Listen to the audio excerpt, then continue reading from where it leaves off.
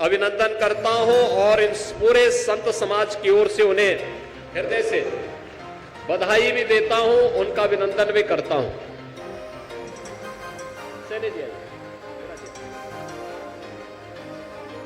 जोरदार करतोर ध्वनि से एक बार अपने मुख्यमंत्री जी का स्वागत तो करो।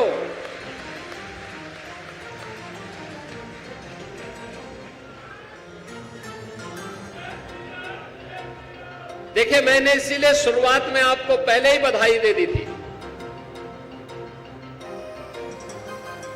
श्री नायब सिंह सैनी जी हरियाणा के मुख्यमंत्री हैं और मैंने इसीलिए शुरुआत में आपको इस बात के लिए धन्यवाद दिया कि अभी हाल ही में हरियाणा के अंदर जो चुनाव संपन्न हुए, चुनाव में हरियाणा की जनता ने जो ऐतिहासिक फैसला लिया, इसके लिए अब सैनी जी आ गए हैं, उनको तो मैं हृदय से बधाई देता ही हूं, साथ साथ आप सभी जनता जनार्दन को, हरियाणा वासियों को भी हृदय से उनका अभिनंदन करता हूं, उनका हम आभार भी व्यक्त करते हैं। एक सही और सटीक फैसला। और आज इस धर्म सभा में स्वयं प्रत्यक्ष उनकी उपस्थिति इस बात का एहसास करा रही है कि हरियाणा की जनता ने प्रधानमंत्री मोदी जी के आह्वान पर उनके नेतृत्व में जो फैसला किया वह सही था और हरियाणा के विकास के लिए डबल इंजन सरकार का सहयोग की दृष्टि से अत्यंत महत्वपूर्ण है। बहनों और भाइयों, मैं आपसे यही कह रहा था, धर्म के दो हेतु हैं, एक अभ्युदय का और दूसरा निःश्रेयस का। अभ्युदय का मतलब सांसारिक उत्कर्ष, अपनी सामर्थ्य के अनुसार एक सकारात्मक ऊर्जा को लोक कल्याण के लिए विकास के अभियान के साथ जोड़ना, जो आपके लोक मंगल की कामना को आगे बढ़ा सके, आपकी कामनाओं की सिद्धि में सहायक बन सके। इसके लिए परिश्रम करना पड़ेगा, सही फैसला लेना पड़ेगा। विकास सही है तो सही लोग चाहिए, सही नेतृत्व चाहिए, राजनीति में अच्छे राजनेता चाहिए, धार्मिक क्षेत्र में अच्छे संत चाहिए, समाज जीवन में अच्छे लोग चाहिए। अच्छे लोगों को जब हम लोग चुन करके भेजेंगे तो परिणाम भी अच्छा आएगा और उसी अच्छे परिणाम को जो हरियाणा के लोगों ने करके दिखाया है, अच्छा फैसला करके, अपना निर्णय दे करके, सुना करके उन्होंने बता दिया है कि ये हरियाणा का फैसला है। उन्होंने साबित किया है ये भगवान कृष्ण की धरा है, उनके कर्मयोग की धरा है। जैसी करनी वैसी भरनी। अच्छा किया है, अच्छा परिणाम आएगा। जिन लोगों ने बुरा किया था उसको बुरा परिणाम दे दिया गया। और दूसरा है निःश्रेयस की। एक योगी अपने अभ्युदय को विस्मृत करके कभी निःश्रेयस की प्राप्ति नहीं कर सकता। एक सद्गृहस्थ अपने अभ्युदय को विस्मृत करके कभी निःश्रेयस की प्राप्ति नहीं कर सकता। याद करना, जब सांसारिक उत्कर्ष और विकास के लिए आप कार्य करेंगे, निष्काम भाव के साथ काम करेंगे, तो उसके परिणाम हमारे सामने इसी रूप में देखने को मिलेंगे। वो हमारे सांसारिक उत्कर्ष का, विकास का मार्ग तो प्रशस्त करेगा ही, बल्कि इस लोक में विकास के साथ जोड़ करके लोक मंगल की कामना के साथ कामनाओं की सिद्धि का आधार तो तैयार करेगा ही, लेकिन इस लोक के बाद वह हमारी मुक्ति का मार्ग भी प्रशस्त करेगा, मोक्ष भी प्रदान करेगा, जीवन में सफलता का मार्ग भी प्रशस्त करेगा। और यही है कामना धर्म की, जिसमें अभ्युदय भी है निःश्रेयस्य भी है। इन्हीं कामनाओं को लेकर के प्राचीन काल से ही संतों का समागम संप्रदाय के स्तर पर, खड़दर्शन संप्रदाय के स्तर पर होते रहे हैं और इन समागमों के माध्यम से समय समय पर होने इस धराधाम को उपकृत करने के लिए आने वाले देवीय पुरुषों के माध्यम से, महापुरुषों के माध्यम से जो विशिष्ट घटनाएं घटित हुई वही हमारे पर्व और त्योहार बन गए। ये पर्व और त्योहार किस रूप में? अभी दीपावली आने वाली है, यानी बापू ने भंडारा ऐसे समय में किया है जब उसके ठीक 2 दिन के बाद दीपावली आने जा रही है। तो मैं आप सब हरियाणा वासियों को इस शानदार जीत के साथ साथ दीपावली की भी बधाई देता हूं, मंगलमय शुभकामनाएं आप सबके प्रति करता हूं। तीसरा, संतों का समागम यहां पर है, यह संतों का एक कुंभ भी है। और रविंद्रपुरी जी महाराज और संपूर्णानंद जी महाराज अभी जो बता रहे थे, प्रयागराज में इस वर्ष महाकुंभ का आयोजन भी होने जा रहा है 13 जनवरी से लेकर के 26 फरवरी तक। यानी दुनिया का ये सबसे बड़ा आयोजन होता है, सबसे बड़ा समागम होता है। सनातन धर्म का सबसे बड़ा समागम प्रयागराज में 2025 के प्रयागराज महाकुंभ के अवसर पर हम सबको देखने को मिलेगा, जिसमें भारत के अंदर सनातन धर्म के साथ साथ उनके पूज्य संतों की उपस्थिति होगी। प्रत्यक्ष और अप्रत्यक्ष रूप से सभी लोगों से जुड़े हुए, चाहे वह देवलोक हो चाहे वह अन्य लोग हो, वे सभी लोगों से जुड़े हुए वे सभी देवी देवता भी आएंगे, पितृ पितर भी आएंगे, अन्य योनियों से जुड़ी हुई वे सभी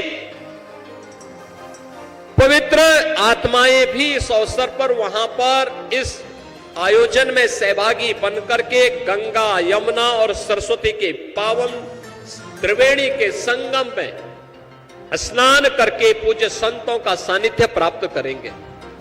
उस सानिध्य का सहभाग हम सबको प्राप्त हो, इसका आयोजन पूज्य संतों के मार्गदर्शन में, उनके नेतृत्व में भारतीय जनता पार्टी की डबल इंजन की सरकार प्रयागराज में इस आयोजन को करने जा रही है।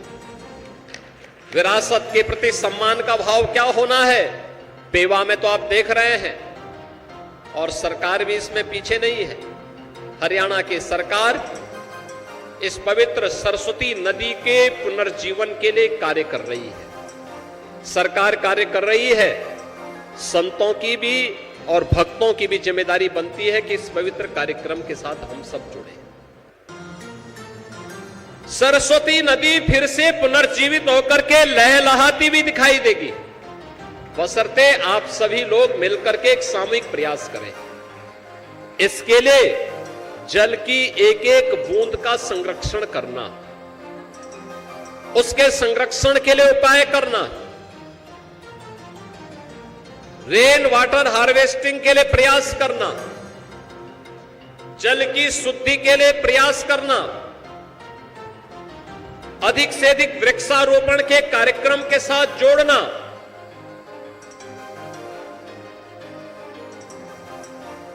देसी पद्धति को अपनाने का प्रयास करना, खेती भी प्राकृतिक खेती अगर आप कर सकेंगे, गौ आधारित खेती कर पाएंगे, तो यह भी इस नदी को पुनर्जीवन करने का एक उपाय होगा। भारत की नदी संस्कृति के प्रति हमारी कृतज्ञता होगी। भारत की पवित्र देवी स्वरूप इन नदियों के प्रति हम सब अपने उत्तरदायित्व का निर्वहन कर पाएंगे। और इसीलिए आज यहां पर मैं आपके बीच आया हूं कि एक तरफ हमें कृतज्ञता ज्ञापित करने का अवसर पड़ा है कि यहां पर 4 पीढ़ी से जो स्थान अपने उत्तरदायित्वों से विमुख हो चुका था, उस स्थान को आज एक नया नेतृत्व से महंत शेरनाथ जी बापू के नेतृत्व में प्राप्त हुआ है और आज ये पेवा का स्थान फिर से यहां पे गरीब सिद्ध शिरोमणि गरीब नाथ जी महाराज की साधना और सिद्धि के मूर्त रूप को जीवंत करता हुआ दिखाई दे रहा है। और इस अवसर पर मैं पेवा वासियों को हृदय से बधाई देता हूं कि यहां पर आज फिर से पेवा की भावना के अनुरूप यह स्थान फिर से अपने पुरातन वैभव को पुनर्स्थापित कर रहा है। ये भंडारे का कार्यक्रम है, संत समागम का कार्यक्रम। संत इतनी बड़ी संख्या में उपस्थित होकर के अपना आशीर्वाद दे, अपने आप ही वो तीर्थ हो जाता है। ये तीर्थ अपने आप बना हुआ है। विरासत के प्रति सम्मान का ही भाव है कि आज आप उत्तर प्रदेश के काशी में जाएंगे तो काशी में भगवान विश्वनाथ का भव्य धाम आपको देखने को मिलेगा। पहले काशी में भगवान विश्वनाथ के धाम में 10 श्रद्धालु एक साथ एकत्र नहीं हो पाते थे, बहुत संकरी गली थी। और आज 50,000 श्रद्धालु एक साथ वहां इकट्ठा हो सकता है। ये भव्य रूप आज वहां देखने को मिल रहा है। अयोध्या में आप आके देखेंगे एक नई अयोध्या का दर्शन हो रहा है, भव्य और दिव्य अयोध्या। भगवान राम 500 वर्षों के बाद फिर से विराजमान हो गए हैं। आप प्रयागराज में जाएंगे, प्रयागराज एक बार फिर से नए स्वरूप में सज रहा है।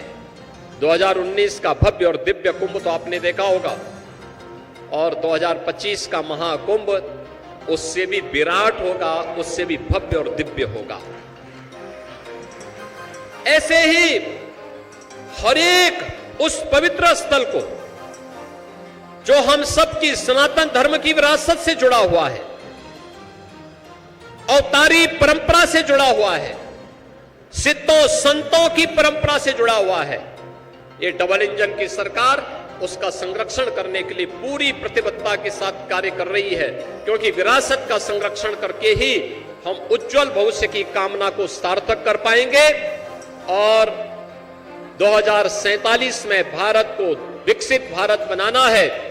तो विरासत और विकास, विरासत और विकास का यह अद्भुत संगम भारत को दुनिया के सामने सबसे बड़ी ताकत के रूप में स्थापित करने में सफल होगा। आज के इस अवसर पर मैं एक बार फिर से, जब यहां पर श्री महंत शेरनाथ जी महाराज के द्वारा ये भव्य भंडारे का आयोजन किया गया है, इस कार्यक्रम में आए हुए अपने सभी पूज्य संतों का हृदय से अभिनंदन करता हूं। मैं यहां पर उपस्थित हरियाणा सरकार के मुख्यमंत्री श्री नायब सिंह सैनी जी को पुनः विजयी होने के लिए उन्हें हृदय से बधाई देता हूं। पूरे हरियाणा वासियों को जिन्होंने इस सकारात्मक फैसले के साथ जुड़ करके हरियाणा को डबल इंजन सरकार का लाभ देने के लिए जो कार्य किया है, ये वास्तव में सनातन धर्म के उपदेश के अनुसार ही अभ्युदय के लिए आपके द्वारा उठाया गया कदम है। और मुझे पूरा विश्वास है कि डबल इंजन की सरकार का ये लाभ हरियाणा को निरंतर प्राप्त होगा। आप सबको मैं इस अवसर पर हृदय से बधाई देते हुए हरियाणा वासियों को, आप सभी सुधी जनों को, पूज्य संतों को मैं दीपावली, धनतेरस और इसके साथ जुड़ने वाले सभी पर्व और त्योहारों की हृदय से बधाई और मंगलमय शुभकामनाएं देते हुए अपनी वाणी को यहीं पे देता हूं विराम। जय जय श्री राम।